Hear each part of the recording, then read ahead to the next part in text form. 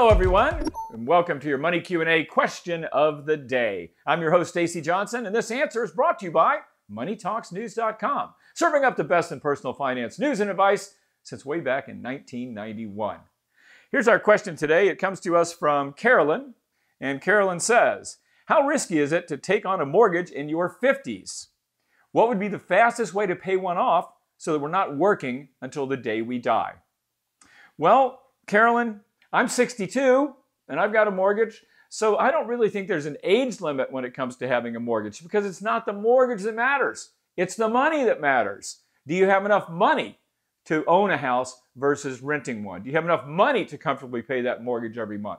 That's really the question you should be asking. Now, a lot of people consider, and I'm not sure, this might be a rent versus own question. Maybe Carolyn's asking if she should have a mortgage, but she's really asking, should I own a house versus renting one? Here's something you should know. According to NerdWallet, the average renter pays 30 to 90% less than the average homeowner. Owning a home is more expensive than renting a home. So this is something to consider. So you certainly don't want to pay a mortgage if renting could give you more peace of mind. I personally have always wanted to own a house versus renting one. I think there are subjective concerns that make me say that, as well as I tend to live in places where mortgages, or rather property prices, have gone up. So these are things you need to consider. As far as paying down a mortgage, what's the fastest way to pay one off? You know the answer probably already. Pay as much as you can.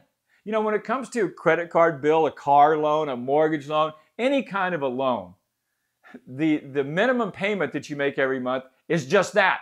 It's a minimum. You should always try to pay more than the minimum, whether it's a credit card, a car loan, or a mortgage, to get rid of that debt as fast as possible.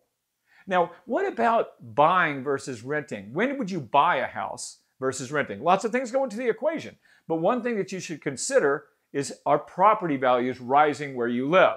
Now, that sounds obvious, but how would you know if you're living in an area where property values might be expected to rise? Simple. Is the population growing? More importantly, are jobs growing? If you're living in a place where jobs are growing rapidly, a place like Seattle, off the top of my head, where many, many people are getting employed every week, it's booming. If you live in an area like that, then buying a house, including with a mortgage, might be ultimately in your best interest, providing you're able to comfortably service that debt. Does that make sense, Carolyn? I hope so. Well, that's our question for the day. Now we're going to close, as we always do, with our quote of the day.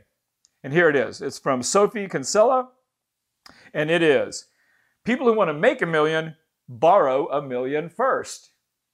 Pretty good quote, and appropriate to our question today.